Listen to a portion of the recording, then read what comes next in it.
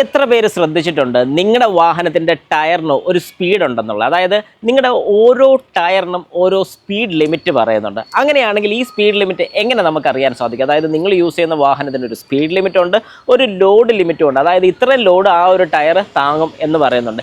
എങ്ങനെ നമുക്കിത് അറിയാൻ സാധിക്കും? അല്ലെങ്കിൽ എത്ര പേര് ശ്രദ്ധിച്ചിട്ടുണ്ട് നിങ്ങളുടെ വാഹനത്തിന് ഇങ്ങനെ ഒരു ഫീച്ചർ അഥവാ ആ ടയറിന് ഇങ്ങനെ ഒരു കാര്യമുണ്ടെന്ന് എത്ര പേര് ശ്രദ്ധിച്ചിട്ടുണ്ട്? എല്ലാവരും ശ്രദ്ധിക്കുന്ന ഒരു മെയിനായിട്ടുള്ളൊരു കാര്യമാണ് ടയർ സൈസ്.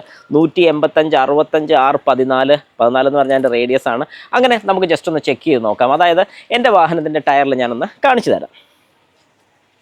ഇപ്പം നമുക്ക് ഈ ഒരു ടയർ നോക്കുമ്പോൾ നമുക്ക് വളരെ ക്ലിയർ ആയിട്ട് മനസ്സിലാവും ഇത് 165, 70, 6, 14. ഇതല്ലാതെ നമ്മൾ ഈ ടയറിൽ ഒന്നുകൂടെ ഒന്ന് ഇൻസ്പെക്ട് ചെയ്ത് കഴിഞ്ഞാൽ നമുക്കിവിടെ കാണാൻ സാധിക്കും 165, 70, 6, 14, 81T.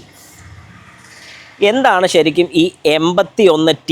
81T എന്താണ് ശരിക്കും? ഈ പറയുന്ന ഒരു കാര്യമാണ് നമ്മുടെ വാഹനത്തിൻ്റെ ലോഡിനെയും സ്പീഡിനെയും കാണിക്കാൻ വേണ്ടി യൂസ് ചെയ്യുന്ന ലെറ്ററും ആൽഫബറ്റും വരുന്നത്. അപ്പോൾ ഇത് ശരിക്കും ഇതിനൊരു ഇൻഡെക്സ് ആയിട്ട് തന്നെയുണ്ട്. ഞാൻ ജസ്റ്റ് ഒന്ന് ഇട്ടേക്കാം, ഇവിടെ താഴെ കൊടുത്തേക്കാം. നിങ്ങൾക്ക് വളരെ കൃത്യമായിട്ട് നോക്കുമ്പോൾ മനസ്സിലാവും. അതിനകത്ത് ടി എന്നാണ് കൊടുത്തിരിക്കുന്നത്, അതായത് 81T. അപ്പം ടി എന്താണെന്ന് ആദ്യം ഞാൻ പറഞ്ഞുതരാം. ടി എന്ന് പറയുന്നത് സ്പീഡ് ഇൻഡിക്കേറ്റ് ചെയ്യാൻ വേണ്ടിയാണ്. ഇത് ടി എന്ന് പറയുമ്പോഴത്തേക്കും 190 km/h, അതായത് 190 km സ്പീഡ് വരെ നമ്മുടെ ഈ ഒരു ടയറിന് ട്രാവൽ ചെയ്യാൻ സാധിക്കും.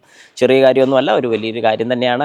അപ്പോൾ എന്തുകൊണ്ട് ഈ സ്പീഡ് എന്ന് ചോദിച്ചു കഴിഞ്ഞാൽ, അല്ലെങ്കിൽ ഈ ഒരു മാക്സിമം സ്പീഡ് വരെ നമ്മൾ പോകുമെന്ന് ചോദിച്ചാൽ ഒരു കാരണവശാലും നമ്മൾ പോവില്ല. പക്ഷേ എന്നാലും ഏതൊരു സാധനം നമ്മുടെ മാനുഫാക്ചർ കൺസ്ട്രക്ട് ചെയ്യുന്ന സമയത്ത് ആ ഒരു പ്രോഡക്റ്റ് എത്ര വരെ ലാസ്റ്റ് ചെയ്യും അല്ലെങ്കിൽ എത്ര വരെ ലോഡ് എടുക്കും എന്നൊക്കെയുള്ള കാര്യം കൃത്യമായിട്ട് പറയണം. അതുകൊണ്ടാണ് അവരത് വ്യക്തമായിട്ട് പറഞ്ഞിരിക്കുന്നത്. അതുപോലെ തന്നെ 81 അത് നമുക്ക് നോക്കാം. ലോഡ് 81 എന്ന് പറയുമ്പോൾ 462 കിലോ ഈ ഒരു ടയർ താങ്ങും. അതായത് 462 kg ഈ ഒരു ടയർ ഒരു കുഴപ്പമില്ലാതെ താങ്ങുന്നതായിരിക്കും. അപ്പോൾ ശരിക്കും പറഞ്ഞാൽ 4 ടയർ നമ്മുടെ വാഹനത്തിൽ വരുന്നുണ്ട്. അതായത് സാധാരണ നോർമൽ ഒരു കാറിൽ വരുന്നുണ്ട്.